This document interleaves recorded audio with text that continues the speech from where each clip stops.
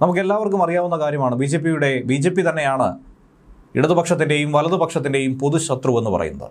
കേന്ദ്രത്തിലായിരുന്നാലും കേരളത്തിലായിരുന്നാലും ഒരു തരത്തിലും അധികാരത്തിലെത്താതിരിക്കാൻ വേണ്ടി എന്തൊക്കെ ചെയ്യാമോ അതൊക്കെ തന്നെ ചെയ്യുമെന്നുള്ള ശപഥമെടുത്തിട്ടുണ്ട് ഇരു പാർട്ടികളും, ഇരു മുന്നണികളും. അതുകൊണ്ട് തന്നെ തിരുവനന്തപുരത്ത് വളരെ വലിയ വിജയം സ്വന്തമാക്കിയ ബി ജെ പിയെ താഴെ ഇറക്കാൻ അവസാന കച്ചിത്തുരുമ്പിലേക്ക് കടക്കുന്നു LDFും UDFും എന്നാണ് സൂചന ലഭിക്കുന്നത്. ഇനി പാലക്കാടാകട്ടെ സമാനമായ അവസ്ഥയാണ്. കേവല ഭൂരിപക്ഷത്തിന് അടുത്തെത്തി നിൽക്കുന്ന ബി ജെ പിയെ വളരെ എളുപ്പത്തിൽ താഴെ ഇറക്കാം, നമുക്കൊന്ന് കൈ കൊടുക്കാമെന്നാണ് ഇടതുപക്ഷം UDFിനോട് പറഞ്ഞിരിക്കുന്നത്. ഇത്തരത്തിൽ 2 നഗരസഭയിലും കോർപ്പറേഷനിലും നടത്താനായി തീരുമാനിച്ചിരിക്കുന്ന ആ സർജിക്കൽ സ്ട്രൈക്കിൻ്റെ വിവരമാണ് ഈ അവസരത്തിൽ പുറത്തു വരുന്നത്. എന്നാൽ ഇതിൽ ലാഭം കൊയ്യുന്നതാകട്ടെ പൊതു സ്ഥാനാർത്ഥിയായി നിൽക്കുന്ന, സ്വതന്ത്രനായി നിൽക്കുന്ന ഒരു വ്യക്തിയും. തലസ്ഥാന നഗരത്തിൽ ബി ജെ പിയുടെ ഭരണത്തെ ഏതു വിധത്തിലും തടയിടാൻ വേണ്ടി ഇടതും വലതും കച്ചമുറുക്കി ഇറങ്ങി എന്ന വാർത്ത നേരത്തെ തന്നെ പുറത്തു വന്നതാണ്. കാരണം 100 സീറ്റുകളിൽ 50 സീറ്റ് സ്വന്തമാക്കിയാണ് NDA. ബി ജെ പി എന്ന് തന്നെ പറയാൻ സാധിക്കും. തലസ്ഥാനത്ത് വ്യക്തമായ അവരുടെ കരുത്ത് തെളിയിച്ചു കഴിഞ്ഞു. 29 സീറ്റുമായി LDF, 19 സീറ്റുമായി UDF. ഇനി വിഴിഞ്ഞത്തെ വോട്ടെടുപ്പ് കൂടി കഴിഞ്ഞു കഴിയുമ്പോൾ അത് ബി ജെ പിക്ക് എന്തായിരുന്നാലും പോകാനുള്ള സാധ്യതയില്ല. അത് വലതുപക്ഷത്തേക്ക് UDFന് ഒരു മേൽക്കൈയാകാനുള്ള സാധ്യതയുണ്ടെന്നാണ് പൊതുവായുള്ള വിലയിരുത്തലും. അതെന്ത് തന്നെ ആയിരുന്നാലും വിഴിഞ്ഞം ബി ജെ പി സ്വപ്നം കാണുന്ന ഒരു മേഖലയല്ല എന്നുള്ളത് യാഥാർത്ഥ്യമാണ്. ഇനിയുള്ളത് 2 സ്വതന്ത്രന്മാർ. അതിൽ ഒരാളാകട്ടെ കോൺഗ്രസ് വിമതനാണ്. കോൺഗ്രസ് പാളയത്തിലേക്ക് തന്നെ തിരികെ പോകുമെന്ന സൂചനകൾ കിട്ടിക്കഴിഞ്ഞു. അങ്ങനെ 19 എന്നത് 20 മാറുന്നു. മറുഭാഗത്ത് നിൽക്കുന്ന സ്വതന്ത്ര സ്ഥാനാർത്ഥിയായിട്ടുള്ള പാറ്റൂർ രാധാകൃഷ്ണൻ, അദ്ദേഹത്തെ എന്തു വില കൊടുത്തും സ്വന്തമാക്കാൻ തന്നെയാണ് CPMും UDFും ഒരുപോലെ ശ്രമം നടത്തുന്നതെന്നാണ് നിലവിൽ ഉയർന്നു കേൾക്കുന്ന ജനസംസാരം. എന്നാൽ ഇതിനെയൊക്കെ തന്നെ മറികടക്കാൻ വേണ്ടി ബി ജെ പി ഒരു തന്ത്രപരമായ പ്ലാൻ അവതരിപ്പിക്കുന്നുണ്ടെന്ന് വേണം മനസ്സിലാക്കാൻ. മേയർ സ്ഥാനത്തേക്ക് ഒരു സ്വതന്ത്ര സ്ഥാനാർത്ഥിയെ നിർത്തി ഇടതും വലതും ചേർന്ന് 5 വർഷം ഭരിക്കാമെന്നുള്ള ഒരാലോചന നേരത്തെ തട്ടിക്കൂട്ടിയിരുന്നു. അത് മുളയിലെ നുള്ളിയിരിക്കുന്നു എന്ന് വേണം മനസ്സിലാക്കാൻ. ശിവൻകുട്ടി അടക്കമുള്ള മന്ത്രിമാർ ആദ്യമേ തന്നെ ബി ജെ പി ഒരു തരത്തിലും തലസ്ഥാനത്ത് അടുപ്പിക്കില്ല, പ്രത്യേകിച്ച് അഭിമാന പ്രശ്നം, ഭരണസിരാ കേന്ദ്രം, അതായത് ഈ പറയുന്ന മന്ത്രിമാരൊക്കെ തന്നെ താമസിക്കുന്നത് ബി ജെ പി ഭരണത്തിന് കീഴിലാകുമ്പോഴുണ്ടാകുന്ന അവസ്ഥ, ഇതൊന്നും സഹിക്കാൻ കഴിയാത്ത ഒരു രീതിയിലേക്ക് പോകുമെന്നും അതുകൊണ്ട് ഏതു വിധേനയും ബി ജെ പിയെ താഴെ ഇറക്കാൻ എന്ത് നെറുകെട്ട കളിയും കളിക്കാം എന്നാണ് CPM പ്രവർത്തകർ ഇതിനിടയിൽ പറഞ്ഞിട്ടുണ്ടായിരുന്നത്. ബി ജെ പിയെ ഭരണത്തിൽ നിന്ന് മാറ്റി നിർത്താൻ ശ്രമിക്കുന്ന തരത്തിലുള്ള ചില പരാമർശങ്ങൾ മന്ത്രിയുടെ ഭാഗത്തു നിന്നും ഉണ്ടായിരുന്നു. പക്ഷേ LDFുമായി UDF സഹകരിച്ചാൽ ഇനി എന്തായിരിക്കും സംഭവിക്കുക? മറ്റൊന്നുമില്ല, 6 മാസത്തിനുള്ളിൽ നടക്കാനിരിക്കുന്ന നിയമസഭാ തെരഞ്ഞെടുപ്പിൽ ഉണ്ടാകുന്ന തിരിച്ചടി, പരാജയം അതിദയനീയമായിരിക്കും. ഇപ്പോൾ കിട്ടിയിരിക്കുന്ന ഒരു മേൽക്കൈ അതൊരിക്കലും ഇതേപോലെ നിയമസഭാ തെരഞ്ഞെടുപ്പിൽ ആവർത്തിക്കുമെന്ന് UDFോ LDFോ BJPയോ കരുതേണ്ടതില്ല. ജനവിധി മാറി മറിഞ്ഞുകൊണ്ടിരിക്കും. പ്രവർത്തന റിപ്പോർട്ട്, പ്രോഗ്രസ് കാർഡ് അനുസരിച്ചായിരിക്കും അവർ ആ വിധി എഴുതുന്നത്. അങ്ങനെയെങ്കിൽ പാർലമെൻറ്റ് തിരഞ്ഞെടുപ്പിൽ UDFന് ലഭിച്ച ആ ഒരു മേൽക്കൈ എന്തുകൊണ്ട് നിയമസഭാ തെരഞ്ഞെടുപ്പിൽ കഴിഞ്ഞ 2 തവണയും കിട്ടിയില്ല? അത് പ്രസക്തമായൊരു ചോദ്യം തന്നെയാണ്. അതുകൊണ്ട് LDFുമായി സഹകരിച്ചാൽ അതൊരു ആത്മഹത്യാപരമായ നിലപാടാണെന്ന് UDF തിരിച്ചറിഞ്ഞ് കൈകൊടുക്കാതെ വിട്ടുനിൽക്കുകയാണ്.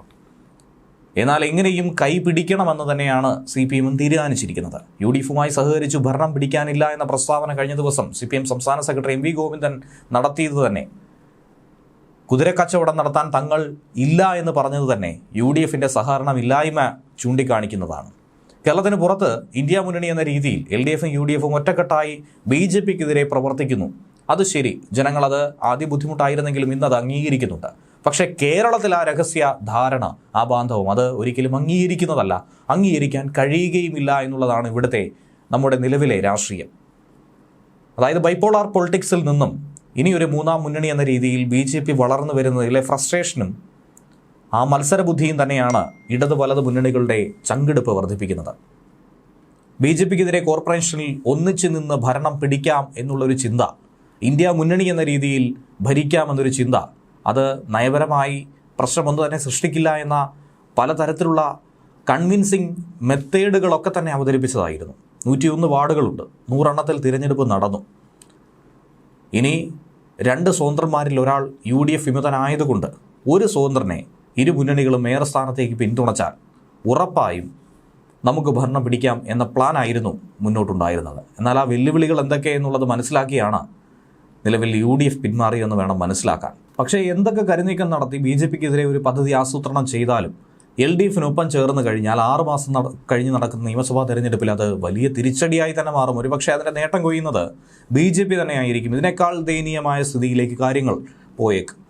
അതുകൊണ്ട് ആ ഡീല് അവസാനിപ്പിച്ചിരിക്കുന്നു. അതിൻ്റെ ആഘാതം കുറയ്ക്കാൻ വേണ്ടി മറ്റു മാർഗങ്ങൾ എന്തെങ്കിലും സ്വീകരിക്കാമെന്നാണ് നിലവിൽ കരുതിയിരിക്കുന്നത്. പോയത് പോട്ടെ, ഇനി പോകാതിരിക്കാനുള്ള ശ്രമം നടത്തുക.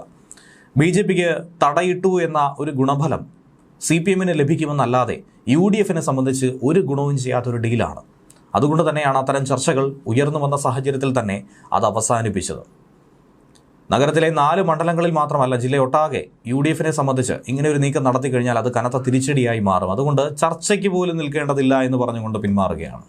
ഇനി പാലക്കാട് നഗരസഭയിലാകട്ടെ, ഭൂരിപക്ഷം കിട്ടണമെങ്കിൽ 27 സീറ്റ് വേണം. ആ മാന്ത്രിക സംഖ്യയ്ക്ക് തൊട്ടു പിന്നിലായിട്ടാണ് BJP നിൽക്കുന്നത്. 53 അംഗ സഭയിൽ BJPയെ സംബന്ധിച്ച് 25 സീറ്റുകളാണ് ലഭിച്ചത്. എന്നിരുന്നാലും ഏറ്റവും കൂടുതൽ സീറ്റ് ലഭിച്ച ഒറ്റക്കക്ഷി അത് BJP തന്നെയാണ് ഈ രണ്ട് മേഖലകളിലും. UDF ആകട്ടെ 18 സീറ്റ് പിടിച്ച് തൊട്ടു പിന്നിലുണ്ട്. LDFന് 9 സീറ്റുമുണ്ട്. ഇരു മുന്നണികളും ചേർന്ന് നിന്നാൽ വേണമെങ്കിൽ BJPയെ തറ പറ്റിക്കാമെന്നൊരു ചിന്ത ഇപ്പോൾ മനസ്സിലുണ്ടായിരിക്കുകയാണ്. കാരണം 27 സീറ്റിലേക്ക് ഇരു മുന്നണികളും ചേർന്നാൽ എത്താൻ കഴിയും. ഒരു തൂക്ക് സഭ എന്ന രീതിയിൽ കാര്യങ്ങൾ കൊണ്ടുപോകാം. ഒരു സീറ്റിലാകട്ടെ സ്വതന്ത്ര സ്ഥാനാർത്ഥി വിജയിച്ചിട്ടുണ്ട്. ഇനി ഏറ്റവും ശ്രദ്ധേയമായൊരു വിഷയം 48-ാം വാർഡ് പള്ളിപ്പുറം. അവിടെ മുന്നണി സ്ഥാനാർത്ഥികളൊക്കെ തന്നെ സ്വതന്ത്രൻ വെട്ടി വീഴ്ത്തിയ ഒരു കാഴ്ച ഉണ്ടായിരുന്നു. MM അഷ്കർ എന്ന ഒരു സ്വതന്ത്രനാണ് അവിടെ മത്സരിച്ചത്.